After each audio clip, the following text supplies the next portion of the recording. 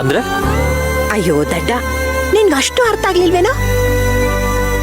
ನಿನ್ ಹೆಂಡತಿ ಸಾರಿ ಸಾರಿ ಸಾರಿ ಇವತ್ ನಿನ್ಗೆ ಅವಳು ಮಾಜಿ ಹೆಂಡತಿ, ಆದ್ರೆ ನನ್ ಸೊಸೆಗೆ ಇವತ್ತು ಅವಳು ಸೊಸೆನೆ.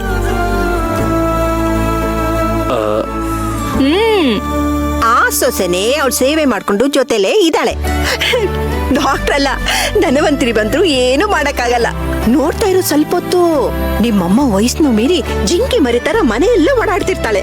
ನಿಜಾನಾ? ನಿಂಗೊಂದ್ ವಿಷಯ ಗೊತ್ತಾ? ನಿಮ್ಮಮ್ಮಂಗ್ ಜ್ವರ ಬಂದಿರೋದೇ ಟೆನ್ಷನ್ ಇಂದ. ಎಲ್ಲಿ ನನ್ ಸೊಸೆ ದೂರ ಆಗ್ತಾಳೋ, ನನ್ ಕೈ ಬಿಟ್ಟು ಹೋಗ್ತಾಳೋ ಅಂತ ರಾತ್ರಿ ಇಡೀ ಸೇವಂತಿ ಸೇವಂತಿ ಸೇವಂತಿ ಅಂತ ಜಪ ಮಾಡ್ತಿದ್ಲು. ಸೇವಂತಿ ಕೈನ ಗಟ್ಟಿಗೆ ಹಿಡ್ಕೊಂಡಿದ್ಲು ಗೊತ್ತಾ?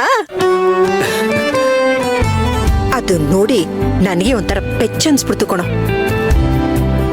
ಒಂದು ಕ್ಷಣ ನಿನ್ ಮಗಂದು ಮೀರನ್ ಮದ್ವೆ ನಾಟ್ಕದ್ದು ಯಾವತ್ತಿದ್ರು ಸೇವಂತಿನೇ ನಿನ್ ಮಗನ್ ಹೆಂಡ್ತಿ ಅಂತ ಹೇಳ್ಬೇಕು ಅನ್ಸ್ತು.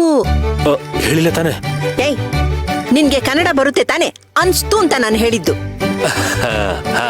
ಹೌದು ಸಾರಿ ಸಾರಿ ಅಜ್ಜಿ.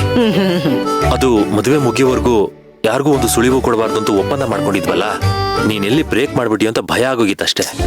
ಆದ್ರೂ ಅವಳ ಸಂಕಟ ನನ್ ಕೈಯಿಂದ ನೋಡಕ್ ಆಗ್ತಿಲ್ಲ ಕಣೋ. ಅಜ್ಜಿ, ಇನ್ನು ಸ್ವಲ್ಪ ದಿನ ಅಷ್ಟೇ, ಆಲ್ರೆಡಿ ಕೌಂಟ್ ಡೌನ್ ಶುರುವಾಗಿದೆ. ಅಮ್ಮನ ಜ್ವರ ಕಡಿಮೆ ಆಗಿ ಅವ್ರ ಪೇನ್ ಮಾತ್ರ ಪೀಕ್ಗೆ ಹೋಗ್ಲಿ,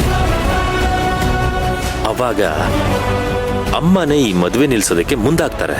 ಆಗಿರೋದಜ್ಜಿ ಮಜವೋ ಮಜಾ. ಅದಿರ್ಲಿ, ಇವತ್ತು ಮೆಹಂದಿ ಶಾಸ್ತ್ರ ಅಂತೆ.